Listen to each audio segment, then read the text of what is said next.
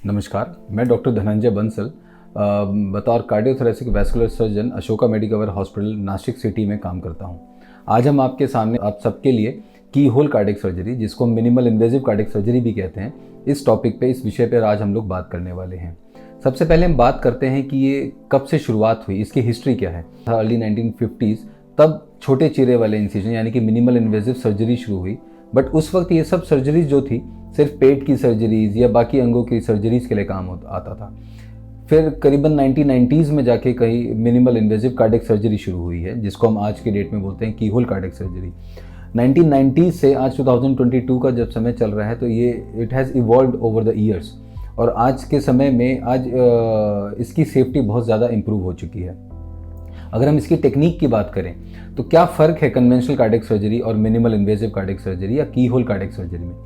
तो conventional cardiac surgery, जिसके अंदर हम लोग अपने छाती की बीच की हड्डी यानी कि जिसको हम लोग स्टर्नम बोलते हैं या चेस्ट बोन भी बोला जाता है या फिर कुछ केस में ब्रेस्ट बोन भी बोला जाता है, उसको काट के हम लोग सर्जरी करते हैं।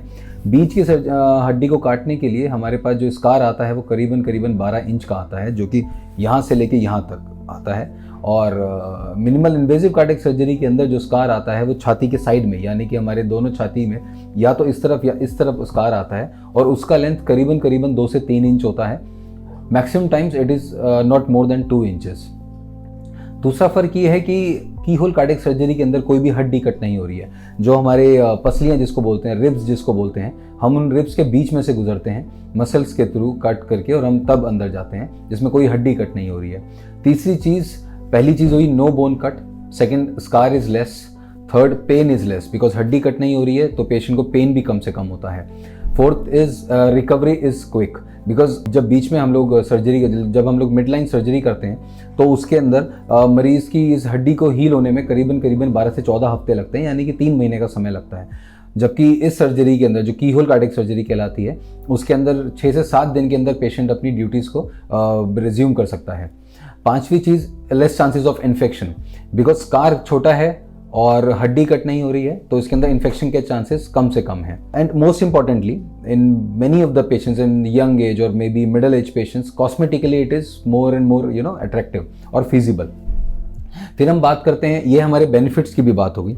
फिर हम बात करते हैं अब हर चीज़ के जिसके फ़ायदे होते हैं कुछ उसके नुकसान भी होते हैं, इसके डीमेरिट्स भी हैं, बट मैं इसको डीमेरिट्स ना कहकर ये कहना चाहूँगा कि ये हमारे लिए ज़रूरी है। पहली चीज़, इसके डीमेरिट्स हम क्यों कह सकते हैं कि इसके अंदर थोड़ा एक्सपेंसिव आता है बिकॉज इसके अंदर द अमाउंट ऑफ हमारी तैयारी, हमारे जो सेट ऑफ इंस्ट्रूमेंट्स हैं, जो हमारा सेटअप है वो टोटली डिफरेंट होता है जो हमारी कन्वेंशनल कार्डियक सर्जरी के मुकाबले होता है। दूसरी चीज़, बिकॉज ये कॉम्प्लेक्स है, इसके अंदर जो लर्निंग कर रहा है हम सर्जन्स का, जो हमारा एक्सपीरियंस रहा है दैट इज़, और क्योंकि इसके अंदर टेक्निकल्स बहुत एडवांस चाहिए relative to conventional cardiac surgery, तो इसलिए कॉम्प्लेक्स ज़्यादा है और थोड़ा एक्सपेंसिव है। एंड देन हम बात करते हैं इसमें क्या क्या हम लोग सर्जरीज कर सकते हैं। तो मैं आपको बताना चाहूँगा कि तकरीबन सारी कार्डियक सर्जरी, जैसे कि कोरोनरी बाईपास सर्जरी, जिसको हम सिंपल लैंग्वेज में एक बाईपास हार्ट सर्जरी बोलते हैं, वो इसके थ्रू हो सकती है। कोई हमारे हार्ट की जो वेल्व है, वेल्व का रिप्लेसमेंट हुआ या वेल्व का रिपेयर हुआ, वो हम इसके थ्रू कर सकते हैं। छोटे इंसिजन के थ्रू हम कर सकते हैं। हम सुनते हैं छोटे बच्चों के दिल में छेद है, उसकी सर्जरी है, वो भी हम इसके थ्रू कर सकते हैं। हार्ट में ट्यूमर है, हम वो ट्यूमर भी इस की होल अप्रोच के द्वारा निकाल सकते हैं। फिर क्या हम हर पेशेंट को ऑफर कर सकते हैं की होल कार्डियक सर्जरी? तो आपके नॉलेज के लिए या आप सबके नॉलेज के लिए मैं बताऊंगा कि because it is a selective approach and selective it's like हम लोग की होल कार्डियक सर्जरी कर रहे हैं तो या तो इस तरफ से या इस तरफ से जाते हैं, तो हमें एक लंग को इसमें डिफ्लेट करना पड़ता है। यानी कि ये जब सर्जरी होती है तो पूरा जो हमारे पेशेंट होते हैं वो सिंगल लंग पे टाइम पे वेंटिलेटेड होते हैं, यानी कि सिंगल लंग से उनके बॉडी को ऑक्सीजन चल रहा होता है। तो जाहिर सी बात है हमारे पेशेंट का जो लंग्स का स्टेटस है वो अच्छा होना चाहिए, उनको कोई सीवियर लंग डिजीज़ नहीं होना चाहिए। सेकेंडली, जो हमारे डिजीज़ है वो डिजीज़ बहुत ज़्यादा एक्सटेंसिव नहीं होना चाहिए, यानी कि जो कोरोनरी डिजीज़ है, सपोज अगर हम बाईपास सर्जरी करने वाले हैं तो बहुत एक्सटेंसिव अगर कोरोनरी लीजन्स हैं, यानी कि जिस हार्ट की जो वेसल जिनकी हम सर्जरी करने वाले हैं उसके अंदर अगर बहुत ज़्यादा डिजीज़ है या कुछ कॉम्प्लेक्सिटी है तो हमें ये चीज़ अवॉइड करनी चाहिए। थर्डली, एनाटॉमी, यानी कि जो हमारे चेस्ट के अंदर जो हमारे हार्ट और वेसल जो जितने भी मेजर स्ट्रक्चर्स हैं वो किस तरह से रिलेटेड है हमारे चेस्ट वॉल से। चेस्ट वॉल यानी कि हमारी दिस रिब केज, किस तरह से वो रिलेटेड है, क्या हम उसको अप्रोच कर पाएंगे उस छोटे इंसिजन से, वो हमें सर्जरी से पहले सीटी स्कैन के द्वारा देखना चाहिए। तो कुछ ऐसे एनाटॉमिकल फैक्टर्स हैं जो हमारे लिए ज़रूरी हैं कि हम उस पेशेंट को की होल कार्डियक सर्जरी ऑफर करने से पहले हम देख सकें कि क्या उसके अंदर ये चीज़ फिजिबल है कि नहीं है।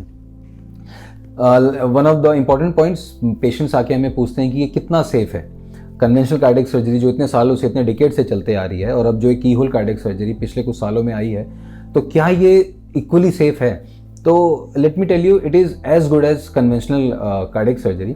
हमारा स्टाफ, हमारी टीम इतनी इक्विप्ड है, और हमारा जो ऑपरेशन थिएटर है वो इतना इक्विप्ड है, और इतना वेल ट्रेंड हमारा स्टाफ है कि हमारे पास अभी तक के जितने रिजल्ट हैं वो सब अच्छे गए हैं। और मैं ये बतौर कार्डियक सर्जन कॉन्फिडेंटली कह सकता हूँ कि हमारे रिजल्ट्स जो हमें बताते हैं कि हमारे सेंटर पे keyhole cardiac surgery is as safe as conventional cardiac surgery. फिर ज़रूरी है कि अगर हमें आप लोगों को की होल कार्डियक सर्जरी ऑफ़र करनी है तो आप लोग हमें अप्रोच कैसे कर सकते हैं। उसके लिए मैं आपको बताता हूं कि हमारे अशोका मेडिकवर हॉस्पिटल की वेबसाइट है, आप उस पर जाके हमारे बारे में जानकारी ले सकते हैं। बतौर कार्डियक सर्जन हमारी यहाँ पर OPD Monday to Saturday 10 AM to 6 PM चलती है। We are available all the days, all the time, even on Sundays. If you come to us, we will be there to offer you any kind of explanations about your heart condition. आप अपनी heart condition जानने के लिए अगर आप नासिक से कहीं दूर हैं तो आप हमें ऑनलाइन कंसल्ट कर सकते हैं। आप हमारे दिए हुए नंबरों पे कांटेक्ट कर सकते हैं, हमारे अशोका मेडिकवर के नंबर पे कांटेक्ट कर सकते हैं। आप किसी भी दिन, किसी भी समय हमें ऑनलाइन कंसल्टेशन के लिए अप्रोच कर सकते हैं। We will be there to explain you about all of your heart condition any day and any time of the day. Thank you so much.